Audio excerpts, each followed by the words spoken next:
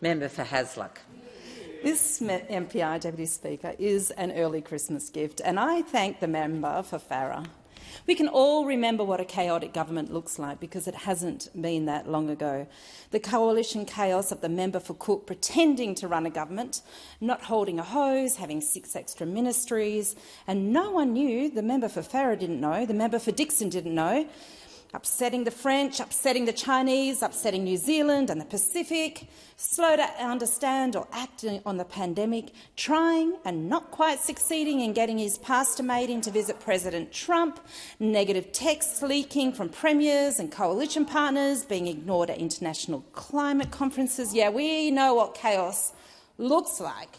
This government, however, is just getting on with business. Last week, for example, I was proud to represent the Deputy Prime Minister and the Minister for Defence at HMAS Stirling in Perth, where the government handed over a patrol boat to the Samoan government to enhance the security in the Pacific. The Defence Minister was representing the Australian government in Saudi Arabia. He, the Prime Minister and the Foreign Minister are working hard to restore our place in the world while delivering for Australians here at home.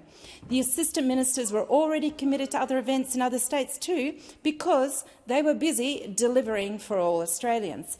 And just on Thursday, Minister Conroy announced that Henderson would become the home of the continuous naval shipbuilding in Western Australia, which the WA State Minister for Defence Industry, Honourable Paul Papalia, described quite rightly as an absolutely priceless decision. That's what this government does. It makes good decisions and gets on with business.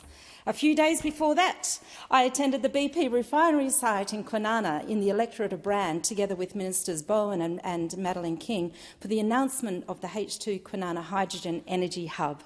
The Albanese Government is investing over $500 million in regional hydrogen hubs, with the other locations being the Pilbara, Gladstone, Townsville, the Hunter, Bell Bay and Port Bonython.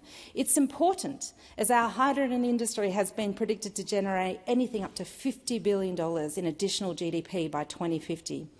We have had interest in this from all over the world, and a government would be negligent not to take action.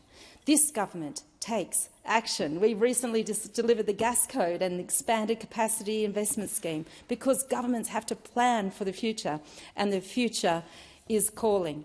Earlier this month, I attended the CSIRO labs in Perth. We can be very proud of our CSIRO, which has originated many essential innovations such as polymer banknotes, long-life contact lenses and Wi-Fi. It's important that we value the CSIRO and Australian ingenuity and back it in here at home.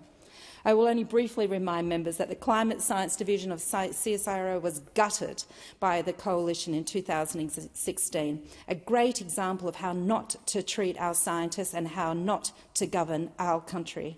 The Coalition, chaos.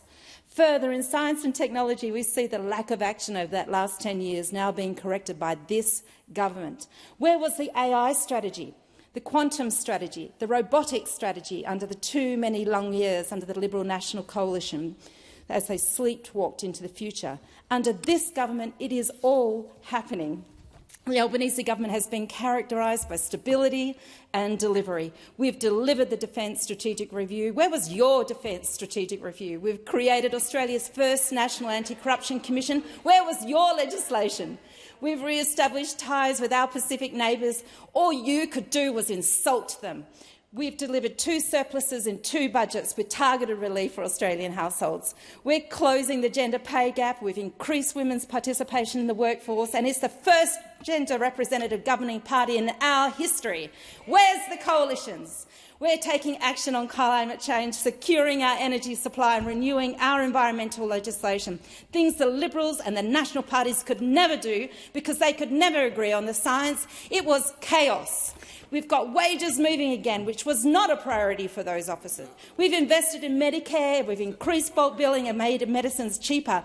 Those opposite did not. We've increased assistance payments, parenting payments, rent assistance at a time when household budgets do need a hand. We've increased enrolments in training with fee-free TAFE. We are changing lives. We've acted to uncover wrongdoings such as the robo-debt scandal and the Price Waterhouse scandal. We're strengthening the public service and implementing the recommendations of the Jenkins Review to create a safe and respectful workplace. We've repaired relations with our trading partners, finalised trade agreements that have stalled. Speaker, time has expired.